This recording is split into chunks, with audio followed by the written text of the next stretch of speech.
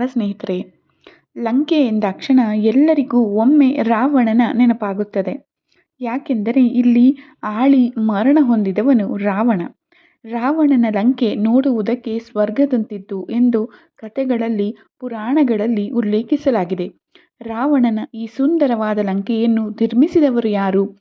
ಹನುಮಂತನು ಲಂಕೆಯ ಸುಟ್ಟ ಭಸ್ಮ ಮಾಡಲು ಕಾರಣವೇನು ಎಂಬುದನ್ನು ಈ ವಿಡಿಯೋ ಮೂಲಕ ಸ್ವಲ್ಪವಾಗಿ ತಿಳಿತಾ ಹೋಗೋಣ.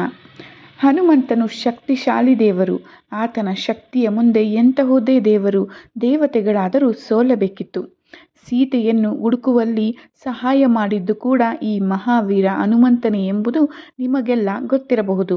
ಹನುಮಂತನ ಆರಾಧನೆಯು ನಮಗೆ ಬಯಸಿದ ವರವನ್ನು ನೀಡುತ್ತದೆ ಎನ್ನುವ ನಂಬಿಕೆ ಇದೆ. ರಾಮಾಯಣ ಕಥೆಯ ಪ್ರಕಾರ ಹನುಮಂತನು ರಾಮನ ಪ್ರೀತಿಯ ಮಡದಿಯನ್ನು ಹುಡುಕಿಕೊಂಡು ಲಂಕಾದತ್ತ ಪ್ರಯಾಣವನ್ನು ಪ್ರಾರಂಭಿಸುತ್ತಾನೆ.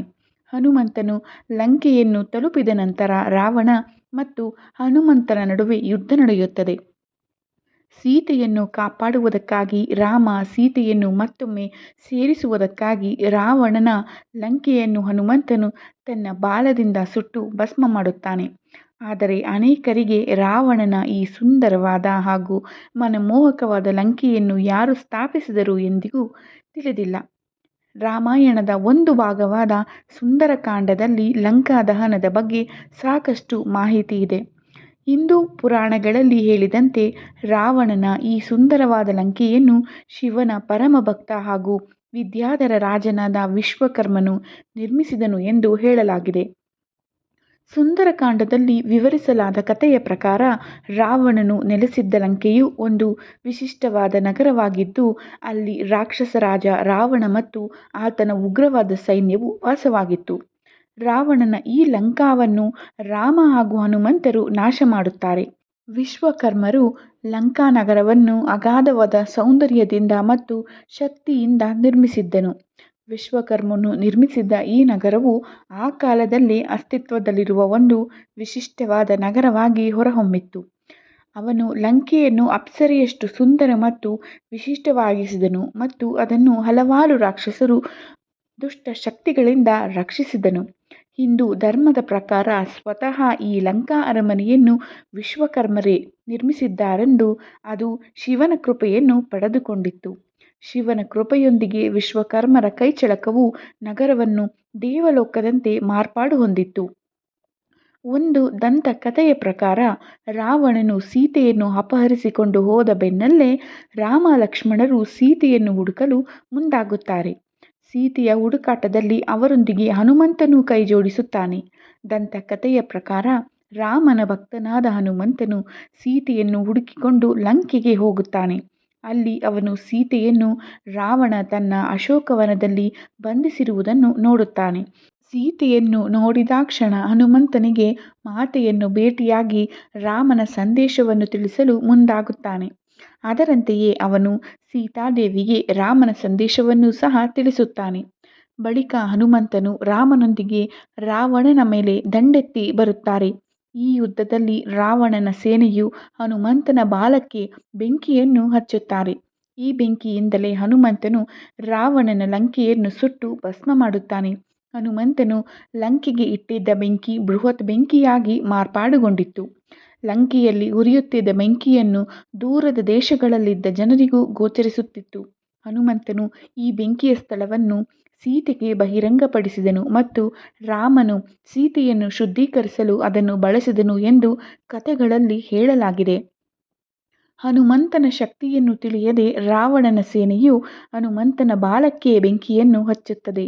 ರಾವಣನ ಸೇನೆಯು ಹಚ್ಚಿದ ಬೆಂಕಿಯಿಂದಲೇ ಹನುಮಂತನು ಸಂಪೂರ್ಣ ಲಂಕೆಯನ್ನು ಸುಟ್ಟು ಹಾಕುತ್ತಾನೆ. ಕೆಲವೊಂದು ಕಥೆಗಳಲ್ಲಿ ಈ ಲಂಕಾ ಅರಮನೆಯನ್ನು ಶಿವನು ಪಾರ್ವತಿಗಾಗಿ ನಿರ್ಮಿಸಿದ್ದನು ಎಂದು ಹೇಳಲಾಗಿದೆ. ಆದರೆ ಇದನ್ನು ಬಳಿಕ ರಾವಣನು ಶಿವನಿಂದ ಉಡುಗೊರೆಯಾಗಿ ಪಡೆದುಕೊಂಡನು ಎನ್ನಲಾಗಿದೆ.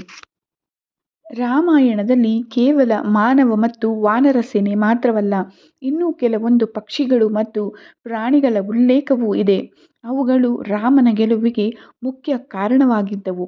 ಅಂತಹ ಪಕ್ಷಿಗಳಲ್ಲಿ ರಾಜ ಜಟಾಯು ಪಕ್ಷಿ ಕೂಡ ಒಂದಾಗಿತ್ತು. ರಾಮಾಯಣದಲ್ಲಿ ಜಟಾಯುವಿನಂತೆ ಆತನ ಸಹೋದರ ಸಂಪತಿಯ ಕೊಡುಗೆಯು ಗಮನಾರ್ಹವಾಗಿದೆ.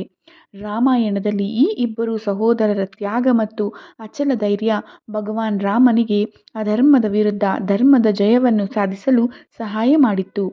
ಜಟಾಯುವಿನ ಸಹೋದರ ಸಂಪತಿ ಕೂಡ ಹನುಮಂತನಷ್ಟೇ ಶಕ್ತಿಶಾಲಿ ಯೋಧನಾಗಿದ್ದ. ಸಂಪತಿಯ ಕುರಿತು ನೀವು ತಿಳಿದುಕೊಳ್ಳಲು ಬಯಸಿದರೆ ಈ ವಿಡಿಯೋವನ್ನು ದಯವಿಟ್ಟು ಪೂರ್ತಿಯಾಗಿ ವೀಕ್ಷಿಸಿ. ರಾಮಾಯಣದ ಅರಣ್ಯಕಾಂಡದಲ್ಲಿ ಹೇಳಲಾಗಿರುವ ಪ್ರಕಾರ ರಾವಣನು ರಾಮನ ಪತ್ನಿ ಸೀತಾದೇವಿಯನ್ನು ಮೋಸದಿಂದ ಅಪಹರಿಸಿಕೊಂಡು ಆಕಾಶ ಮಾರ್ಗವಾಗಿ ಹೋಗುತ್ತಿರುತ್ತಾನೆ. ಈ ಸಮಯದಲ್ಲಿ ಜಟಾಯು ಎನ್ನುವ ಪಕ್ಷಿ ರಾವಣ ಮತ್ತು ಸೀತೆಯನ್ನು ನೋಡಿತು. ದೈತ್ಯ ಪಕ್ಷಿ ಸೀತೆಯನ್ನು ರಕ್ಷಿಸುವ ಉದ್ದೇಶದಿಂದ ರಾವಣನ ಮುಂದೆ ಬಂದು ನಿಂತು, ಸೀತೆಯನ್ನು ಬಿಡು, ಇಲ್ಲವಾದರೆ ನಾನು ನಿನ್ನೊಂದಿಗೆ ಯುದ್ಧಕ್ಕೆ ಇಳಿಯಬೇಕಾಗುತ್ತದೆ ಎಂದು ಹೇಳಿತು. ಜಟಾಯು ಅತ್ಯಂತ ವಯಸ್ಸಾದ ಪಕ್ಷಿಯಾಗಿದ್ದರೂ ರಾವಣನಂತಹ ಕ್ರೂರ ಯೋಧನೊಂದಿಗೆ ಯುದ್ಧ ಮಾಡಲು ಮುಂದಾಯಿತು. ರಾವಣ ಮತ್ತು ಜಟಾಯುವಿನ ನಡುವೆ ಯುದ್ಧವು ಪ್ರಾರಂಭವಾಯಿತು. ಕೊನೆಗೆ ಜಟಾಯುವಿಗೆ ರಾವಣನನ್ನು ಸೋಲಿಸುವುದು ಕಷ್ಟಕರವಾದಾಗ ತನ್ನ ಕತ್ತಿಯಿಂದ ಜಟಾಯುವಿನ ಒಂದು ರೆಕ್ಕೆಯನ್ನು ಕತ್ತರಿಸಿ ಹಾಕಿದನು. ರೆಕ್ಕೆಯನ್ನು ಕಳೆದುಕೊಂಡು ಗಾಯಗೊಂಡ ಜಟಾಯುವಿಗೆ ಹಾರಲು ಸಾಧ್ಯವಾಗದೆ ನೆಲಕ್ಕೆ ಬಿದ್ದಿತು. ಬಳಿಕ ರಾವಣ ಜಟಾಯುವಿನತ್ತ ಕರುಣೆಯನ್ನು ತೋರದೆ ಸೀತೆಯನ್ನು ಅಪಹರಿಸಿಕೊಂಡು ಲಂಕಾದತ್ತ ಸಾಗುತ್ತಾನೆ. ಇತ್ತ ಶ್ರೀರಾಮ ಮತ್ತು ಲಕ್ಷ್ಮಣ ಸೀತೆಯನ್ನು ಹುಡುಕುತ್ತಾ ಬಂದಾಗ ರಾವಣನು ಸೀತೆಯನ್ನು ಅಪಹರಿಸಿ ದಕ್ಷಿಣಕ್ಕೆ ಕರೆದೊಯ್ದಿದ್ದಾನೆ ಎಂಬುದು ಜಟಾಯು ಪಕ್ಷಿ ಅವರಿಗೆ ತಿಳಿಸಿತು. ಈ ಮಾಹಿತಿಯನ್ನು ನೀಡಿದ ನಂತರ ಜಟಾಯು ಶ್ರೀರಾಮನ ಮಡಿಲಲ್ಲಿ ಕೊನೆಯುಸಿರೆಳೆದನು. ಜಟಾಯು ಪಕ್ಷಿಗೆ ಸಂಪತಿ ಎನ್ನುವ ಓರ್ವ ಅಣ್ಣನೂ ಇದ್ದನು ಎಂಬುದು ಕೆಲವು ಜನರಿಗೆ ಮಾತ್ರ ತಿಳಿದಿತ್ತು.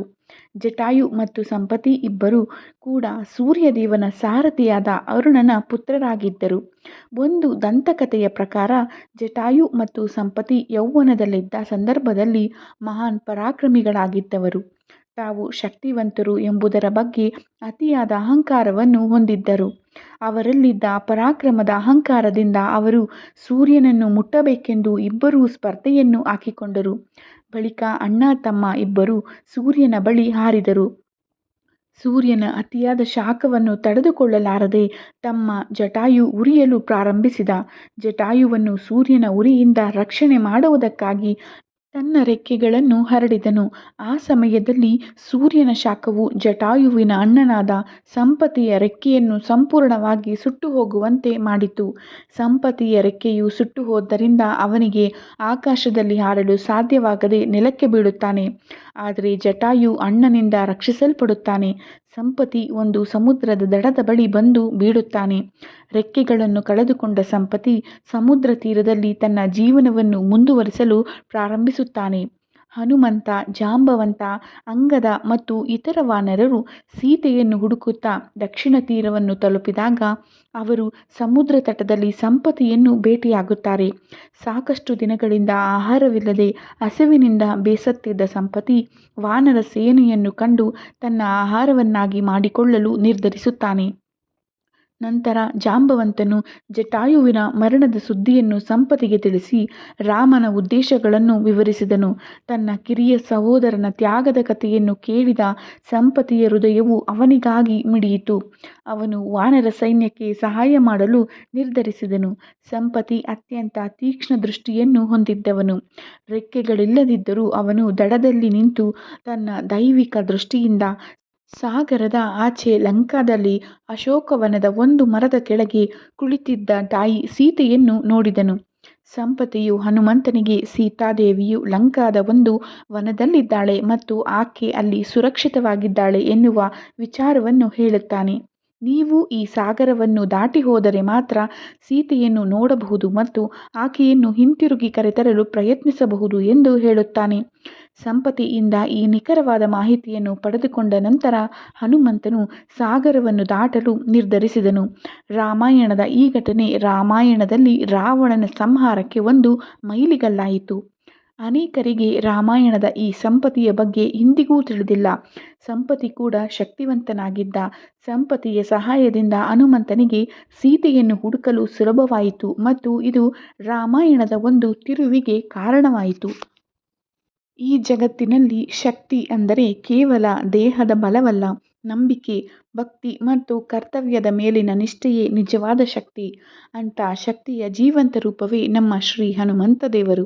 ಅಹಂಕಾರವಿಲ್ಲದ ಬಲ, ಸ್ವಾರ್ಥವಿಲ್ಲದ ಸೇವೆ, ರಾಮನಾಮವೇ ಉಸಿರಾಗಿ ಬದುಕಿದ ಮಹಾವೀರ. ಪರ್ವತವನ್ನೇ ಎತ್ತಿದ ಶಕ್ತಿ ಇದ್ದರೂ ತನ್ನನ್ನು ದಾಸ ಎಂದುಕೊಂಡ ವಿನಯವೇ ಅವರ ಮಹಿಮೆಗೆ ಶಿರೋಭೂಷಣ. ಅಸಾಧ್ಯವೆನ್ನುವುದನ್ನು ಸಾಧ್ಯ ಮಾಡಿದವರು ಹನುಮಂತ.